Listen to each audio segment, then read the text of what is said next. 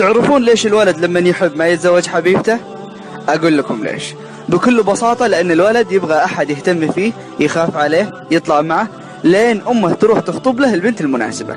ولما تسأله حبيبتك يقول لك ما أتزوج واحدة تتكلم وتطلع معي لأنها أصلا مو متربية. لحظة أخوي، البنت اللي كنت تحبها صارت مو متربية؟ ليش؟ طيب والكلام الحلو اللي كنت معشمها فيه والوعود وين راحت؟ على طاري التربية، ترى أهلها ربوها أحسن تربية، بس الحقيقة هي زيك كانت محتاجة اهتمام غير اهتمام الوالدين. وبعدين كل شخص مسؤول عن تصرفاته، الوالدين ما لهم علاقة بشيء. هذه جزات اللي عطتك الثقة العمياء وضحت بنفسها؟ لا والله مشكور حبيبي، يجي منك أكثر، بس لازم تعرف إن الدنيا هذه دوارة وربك يمهل ولا يهمل. وإذا ما عندك خوات بيجي يوم وتصير بنتك ضحوكة رائعة لواحد مثلك.